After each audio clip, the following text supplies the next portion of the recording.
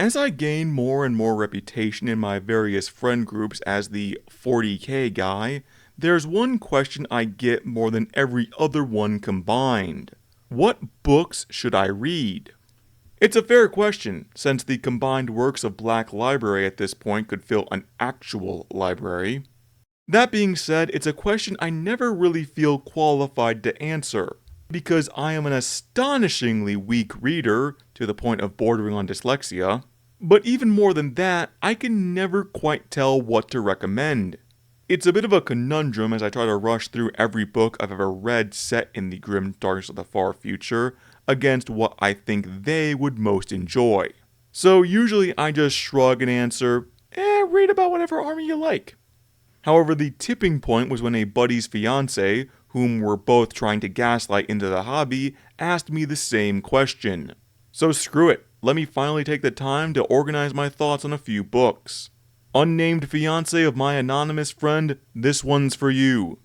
And just to make you feel extra at home, there you go, Sheila, we make it nice and cozy for you. No worries, and have a good day now. She's gonna kick my ass when she sees this.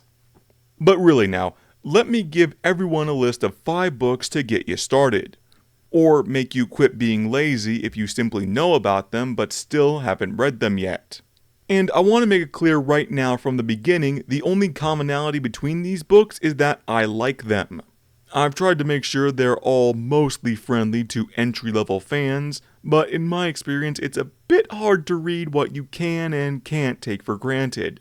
For instance, I've met new people who thought the Imperial Guard and the Space Marines were the same organization, yet somehow had already learned via memes about the entire war in heaven. Meaning it's a bit varied, and I can only speak with confidence about what I like. So when/if you give me crap for this list, just make sure it's for the correct reasons. Having awful taste in literature. Anyway, let me just get right into it, shall I?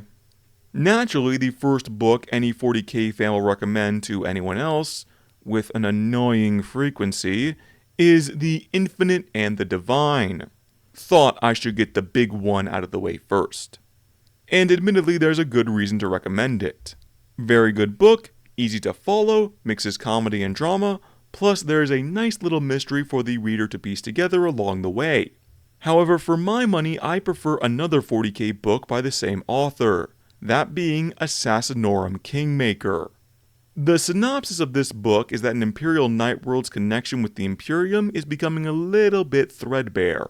So, 3 assassins of the Vindicare Sniper Temple, the Calidus Shapeshifter Temple, and the lesser-seen Varnus Hacker Temple are assigned to bring the world back into the fold, by any means necessary, enlisting the pilot of an Armiger-class knight along the way. Despite being centered around 2 factions that are a bit more niche than others, it is very easy to follow. What are the stakes? The Imperium wants the Big Macs on our side. Who are our heroes? These 3 highly trained killers and 1 drunk nobleman. How does it all progress? Well, the story is almost a Bond-style spy action thriller, with planning, deceit, and then when both of those fall apart, action! I wouldn't call it perfect by any means. It hits a problem I see in a lot of 40k books where it has too many named characters and expects you to remember all of them. The main 4 are easy to differentiate, but the sheer amount of secondary characters starts to feel like you need a flowchart. And in the beginning, the 3 assassins from 3 different temples get caught up in a great dick measuring contest, which is tiring. But credit where it's due, they do get to work together in the end, so it does get paid off. Between this and The Infinite and the Divine, Robert Rath, the author, has an absolute talent for writing finales. The man knows how to lay out all his pieces, lay his trail of breadcrumbs, then bring it all together in the end. Of course I can't tell you exactly what happens, but I will say that I was overjoyed when, in the finale, a particular favorite knight type of mine made a special appearance. Now, we can't have only the Imperium, can we? We need some aliens, and to that end, orcs are always a solid bet.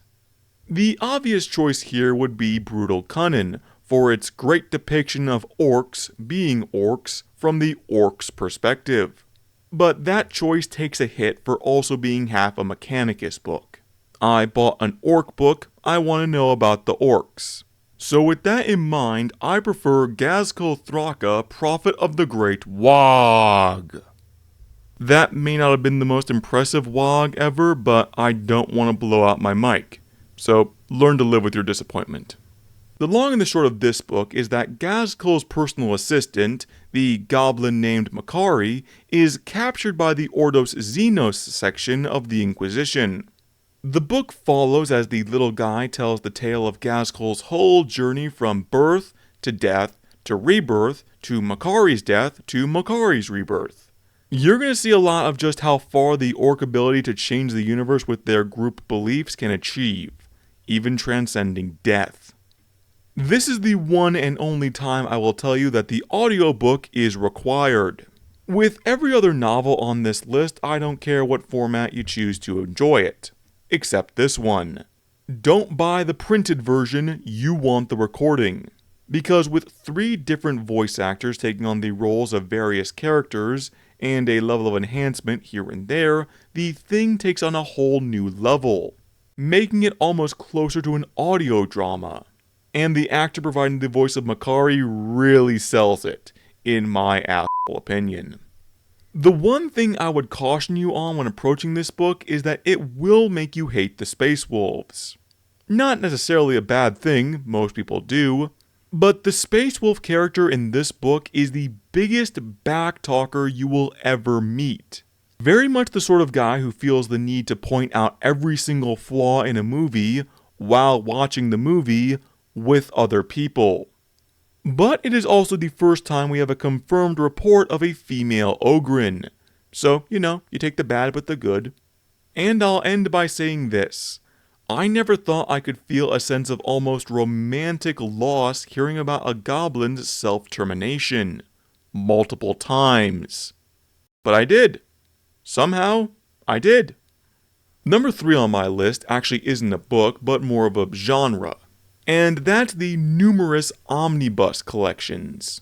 For those of you that don't know what an omnibus is, it's a collection of many stories once published separately, now compiled together.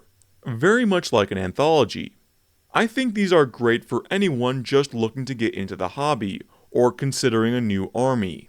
It's a lot of volume for the cost. Think of it like a variety box, or better still, a sample platter. You don't know exactly what you want or what you'll like, so you take a bit of everything. Maybe you'll enjoy absolutely everything, but chances are still good you'll enjoy at least something there. That gives you direction and a path into other novels that speak with the same theme or characters. Take me for an example and my long love-hate relationship with the Imperial Guard. Now, I like the Guard. I like collecting them. But every time I would try to read an Imperial Guard book, I did not like it. Krieg, I hate it. Still haven't finished that book because I was so bored. Steel Tread, I fell asleep. So for a while I thought I just hated every story about the Imperial Guard, except for the Desert Raiders. But that all changed when I picked up the Heroes of the Astra Militarum, and got told about a man named Caiaphas Cain. Now, for most people, saying that Cain was the best thing about the Guard is like saying that wearing boots made it easier to hike through the snow. No shit. But my point remains valid. I didn't like everything in that omnibus. Whatever appreciation I have for the Elysian drop troops died when I learned that their rank structure is completely clown shoes. But I got to meet Cain, I got a brief but fun story with Ironhand Strachan, and that revamped my whole opinion on the Imperial Guard. Side note, I know everyone says that Eisenhorn is 40K's James Bond. I would disagree, and say that Caiaphas Cain has a much stronger claim to the title. And if you fight me on that, I will make a short to prove you wrong. Okay, we've got the Xenos, and we've got the Imperium. What does Chaos have to offer? Well, this is a little bit difficult for me since I'll admit I'm not really the biggest Chaos boy.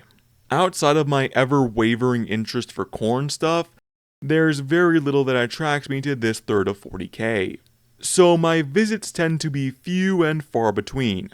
But there's one book about one man that I can recommend.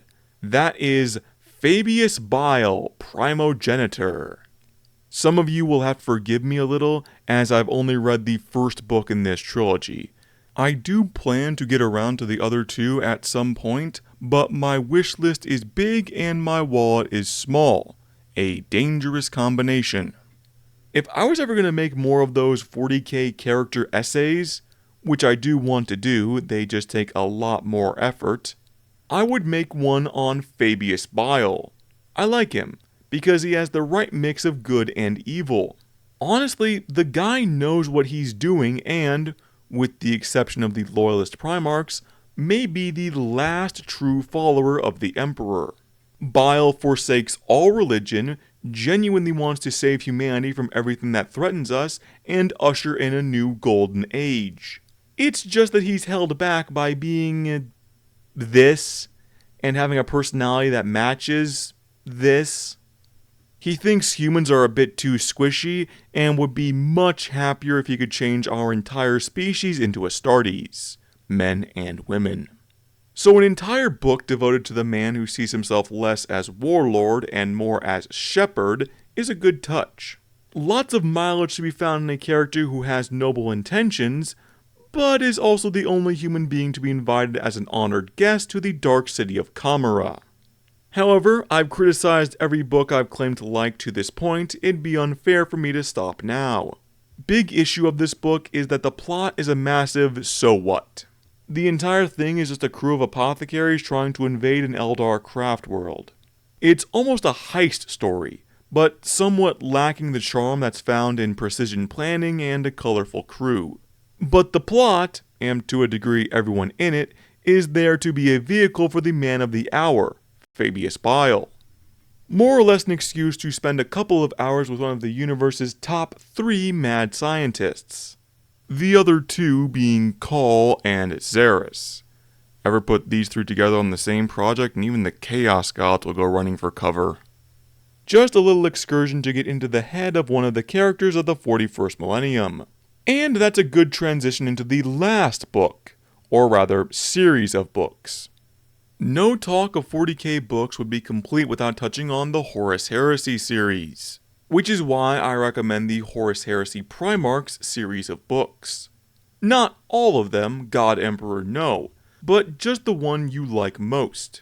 Because the Horus Heresy is one of, if not the biggest thing in the 40k setting. If you try to consume all of it, you're gonna get lost. Even if you try to take it all in order, it will be well over a year. Probably 2 to 3 years at least. And if you try to rush through it, you're gonna end up forgetting most of what you just tried to learn. So my recommendation is that you pick a Primarch, pick a central character in the action, and then spread out from there. Use them as a base camp, and you can order the timeline much easier if you think, what's going on now? Oh, right, this takes place while Korax is trapped on Istvan, or whoever you like. Admittedly, this is not a perfect system, as not all books, and definitely not all Primarch books, are created equal. My sympathies to anyone who loves the Iron Warriors or the Death Guard, only to find out that their Primarchs would lose a popularity contest to a poisonous tree frog.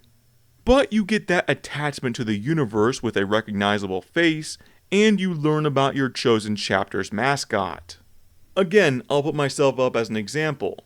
The first 40k book I ever read was Korax, Lord of Shadows, because I like the Raven Guard for their tactical witch doctor styles. Now, Lord of Shadows is not a great book. I would hesitate to say it's even a good book. Has an all too common 40k problem of selling you one character and then spending a lot of time in the book not with that one character. It's an issue.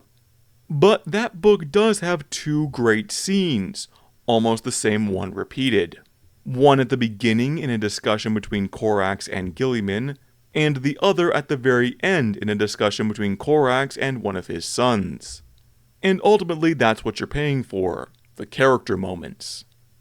So there you have it, 5-ish books to give you some guidance on where to begin your literature journey through the 41st millennium. Now comes the hard part, for you to actually sit down and read them. Emphasis on you, not me, because I never learned to read, or write for that matter. All of my scripts are etched into stone slabs in Braille. It makes things interesting. You thought 40K was impractical, turning a human being into a printer? Well, take a look at me, because every time I want to make a new video, I have to head down to the Home Depot for more paving stones. My archive of old scripts weighs 3 tons. But you know, it's ultimately worth it, because now I can say that I've gone totally paperless. So who's the real winner? So, preceding in no particular order, we begin with Robot Gilman. I think Gilliman would be all about those classics, not breaking away from tradition. He has simple joys, so I think he'd go for those old classics that really bring out the nostalgia.